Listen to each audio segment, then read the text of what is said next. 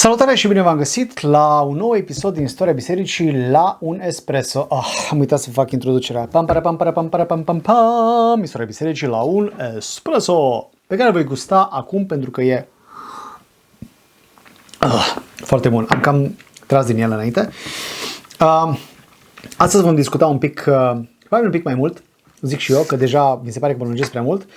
Vom vorbi un pic despre creștinismul care a intrat în conflict cu statul în contextul nevoii acestea de autodefinire și în contrast cu cultura în care se dezvolta, dar și cu instituțiile politice și sociale care sprijinau activ cultura. Ce se întâmplă? Creștinismul intră în conflict cu toți. Deși n-a vrut să intre în conflict cu toți, că n-avea nicio treabă. Da. Cum reușești să intri în conflict cu statul și cum poți să devii un ghimpe în coasta statului? Probabil trebuie întrebat la cei care efectiv au avut de suferit și suferință și persecuție. Am avut inclusiv cei care ne sunt nouă părinți. Nu cu foarte mult timp în urmă a căzut un regim care a făcut niște nasoale și după care paradoxal încă plânge multă lume, cu toate că au existat multe necazuri, încă și-l doresc pentru că, zic ei, a fost structura și față de LGBTQ și față de problemele morale din ziua de azi, era mai bine atunci. Fiecare cu părerea lui. Oricum, astăzi vorbim despre un anumit tip de conflicte care au produs martiri și apologeți. Așa se face că, dacă e să luăm în cronologică, cine au fost persecutorii bisericii, primii persecutori ai bisericii, de fapt, primul persecutor al bisericii a fost iudaismul. Interesant, nu? Nu te-ai fi așteptat, dar e acolo. E cât se poate declara. Fix religia, fix tradiția, fix contextul în care s-a născut, da? Creștinismul. Acest context, această religie l-a avortat. L-a dat la o parte, l-a respins și a zis că nu mai vrem să avem nimic de a face cu tine. Chiar Pavel, Saul, înainte să devină Pavel, s-a dus după creștinii dintre evreii din diaspora veniți în Israel, veniți în Palestina. Nu s-a dus atât de repede după ai lui care au devenit cei din zona care au devenit creștini, ci după aia care au venit, pentru că influențele erau nu doar cele teologice, cât și cele filozofice. Da? Despre asta probabil mai pe larg altă dată. Interesant este că în conflictul acesta cu iudaismul, primul apărător al bisericii a fost statul roman, care a încercat să aplaneze conflictul și s-a trezit că va trebui chiar el să devină persecutor în momentul în care iudaismul se delimitează de creștini și creștinismul de iudaism, creștinismul devenind o sectă nerecunoscută de nimeni, nu mai aparține de iudaism, dacă nu aparține de iudaism, poate fi persecutată, că nu e așa de mare și poate terminăm cu ea repede, își ziceau unii. Nu a fost chiar așa de ușor, pentru că ne trezim cu niște persecuții, cum ar fi cea a lui Nero și a lui Domitian, primele două de la început, înainte de anul 100, persecuții care au fost locale, n-au fost universale, n-au fost la nivel de imperiu, au fost locale și au generat mai multă empatie față de creștini decât antipatie.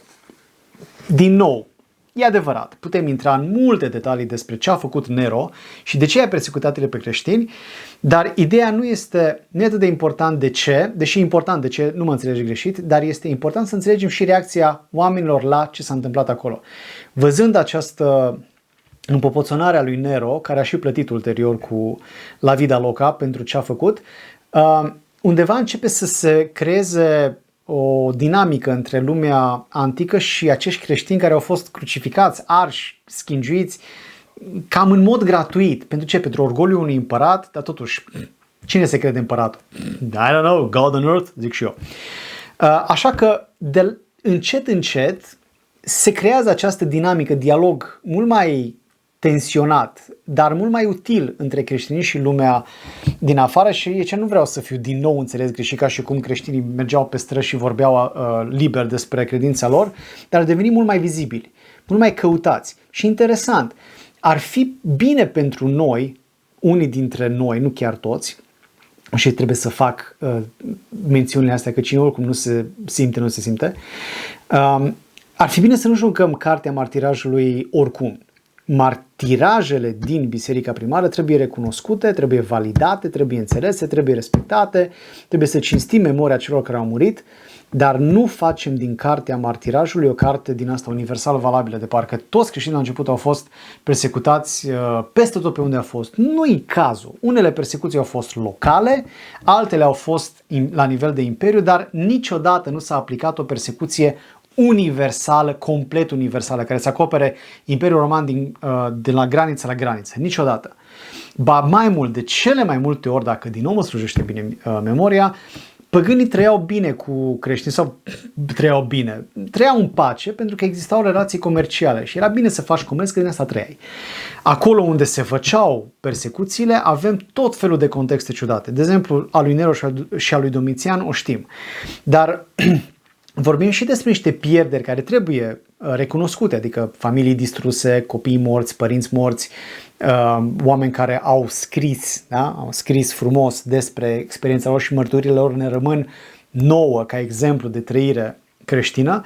Avem oameni simpli care au plătit cu viața. Nu avem doar pe Pavel și pe Petru care au plătit cu viața credințelor. Alături de ei au plătit mulți alții. Și acești mulți alții sunt menționați în istorie. Ei, exemplul lor, acești cotidieni, da? Aceste persoane de everyday, da? Persoane de zi cu zi, ca noi, au fost prinși, au fost omorâți pentru ce? Pentru că au crezut într-un alt fel de Dumnezeu și au fost numiți atei pentru că nu credeau în zeii romani. Asta ca pentru secolul I. În secolul II, persecuțiile devin mult mai răspândite, da? Un pic mai ample, ca amprentă, dar avem un exemplu foarte sănătos din punct de vedere juridic, de exemplu, al lui Traian.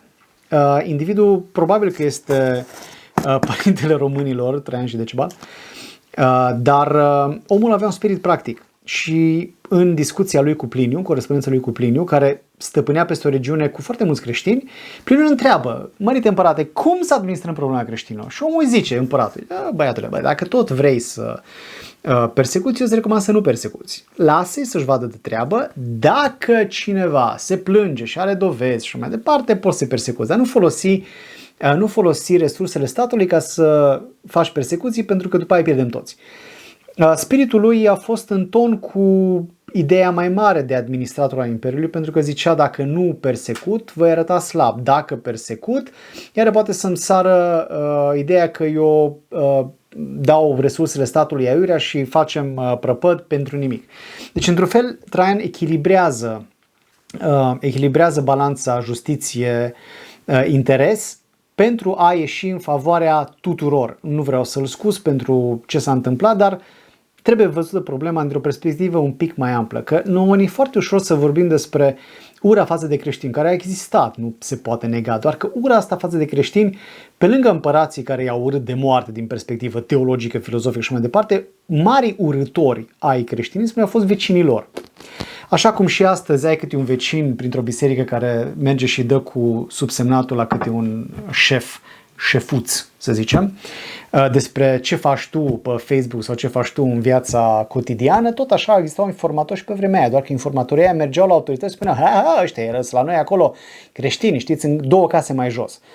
Ce s-a schimbat de 2000 de ani încoace? Nimic, aceiași oameni, aceleași probleme. Martirii, în secolul al II-lea, da, vorbind despre Traian aici, susțineau că persecuția trebuie să aibă loc doar dacă ăștia ai noștri erau recunoscuți, doar că în secolul al II-lea cele mai cunoscute nume sunt și cele care au lăsat în urmă niște idei, niște învățături care ne sunt nou utile până în ziua de azi. Cum ar fi, de exemplu, Ignațiu de Antiohia, Policarp de Smirna, Iustin Martirul și un număr foarte mare de creștini din Lyon și Vienne, care era în Galia. Probabil că aici e bine să ne aducem aminte de creștini nu la grămadă, ci de faptul că au fost creștini indivizi, în familii, cu vieți și mai departe, despre care de obicei vorbim la grămadă, nu cu numele. Acești necunoscuți cu numele sunt cei pe mărturia cărora s-a construit biserica mai târziu și sunt cei care prin exemplul lor de moarte au dus la mântuirea altora din public care veneau. O idee care mie mi-a rămas în suflet pentru că mi se pare de-a dreptul zdrobitoare.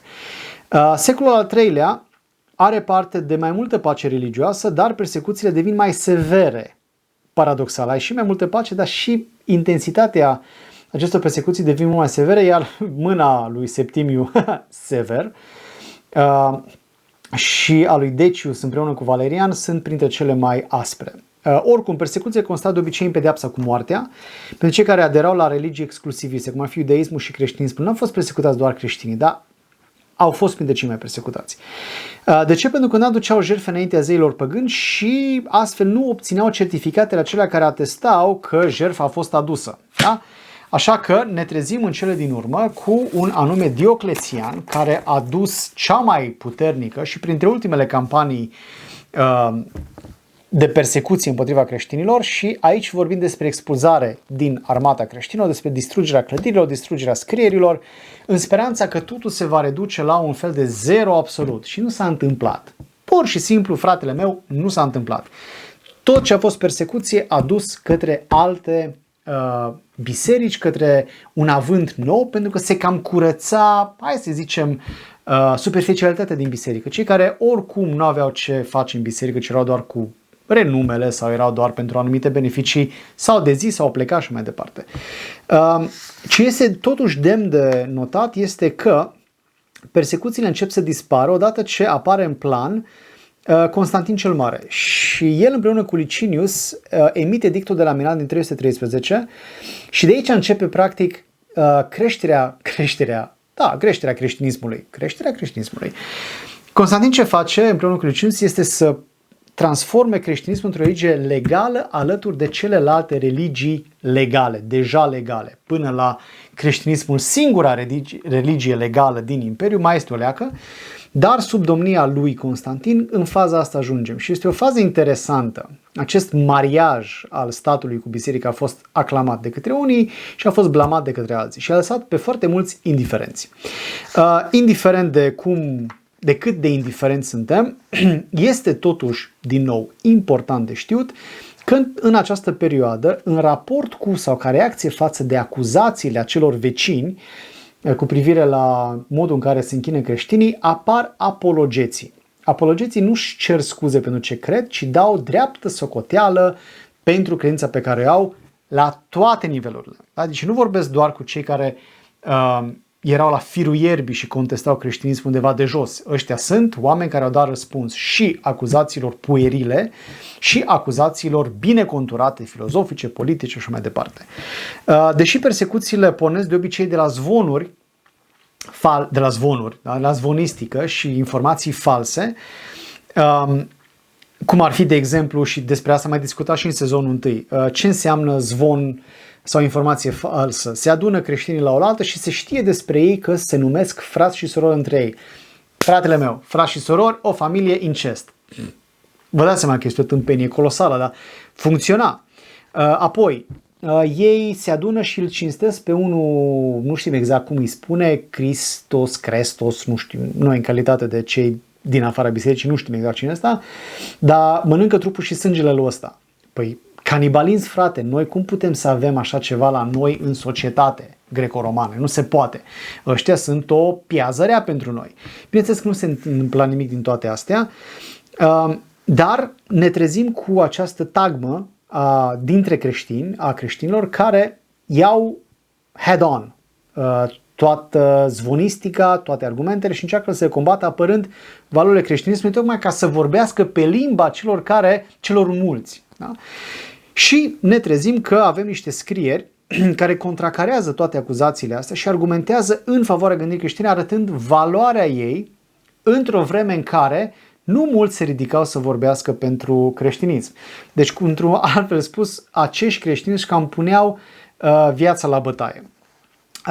Bineînțeles că vehemența lor este variabilă, dar avem niște teologi care pun bazele gândirii creștine. De ce? Pentru că se creează acel dialog dintre creștinism și lume. Lumea începe să vadă, să învețe despre ce este creștinismul, despre cum funcționează creștinismul și învață despre diferențele de valori. și apoi prin valori de practică. De aia începe creștinismul să fie tot mai plăcut, pentru că lumea trece dincolo de zvonistică. Și acum, nu ar fi normal ca după 2000 de ani de creștinism, măcar în bisericile creștine, să nu se mai judece unul și altul după zvonuri? N-ar fi mai corect ca în biserică, după atâta experiență de zvonistică, păstorii, membrii, comitetele, toți cei ce țin de o anumită biserică să meargă pe adevăr? Doamne, dacă există o acuzație față de cineva, să confruntăm informații, să vedem cine are dreptate. Imaginea bisericii poate deveni un idol. Și să judeci pe cineva din perspectiva unor zvonuri este, cum să spun, e păcat. Da? Pentru că judeci pe cineva, efectiv tragi o concluzie finală, fără să ții cont de adevăr. Nici măcar nu e în considerare adevărul. Imaginea să fie protejată și pentru imaginea asta tăiem și spânzurăm în stânga și în dreapta. Not cool, bro, not cool. În cele din urmă, este important de știut că acești apologeți știu să folosească niște termeni. Da? Știu să vadă dincolo de limitele lor, astfel încât dialogul cu lumea în care trăiau să fie din ce în ce mai bine conturat, din ce în ce mai clar explicat. De aceea se iau termeni, cum ar fi, de exemplu, logosul. Da? Cine este acest logos? Și aici avem o discuție foarte, foarte, foarte utilă despre scrierile lui Ioan, în care logosul pentru unii are influențele acestea din afara creștinismului, pe când pentru ceilalți are o conotație separată de cea din lume și unde s-a făcut trecerea. Nu este încă o discuție despre termeni teologici, dar până una alta să rămânem măcar cu atâta din acest mic curs că undeva, inclusiv pentru noi în lăuntru nostru, probabil că ar trebui să existe niște apologeți care să apere creștinul de creștin. Paradoxală treabă, dar uite-te, se întâmplă să fie nevoie să ne întoarcem la niște baze biblice atât de simple, încât să ne ajute în primul rând să ne redescoperim noi propriile noastre valori în care credem și astfel să putem vorbi celor din afară. Până una alta, eu vă mulțumesc frumos că ați răbdat cu mine și în acest episod. Mai vin vreo 2 episoade dacă mă uit bine pe hârtiuțele mele, dar dacă aveți răbdare cu mine, eu vă mulțumesc frumos și până la episodul următor, vă mulțumesc frumos încă o dată și vă pup pe toți!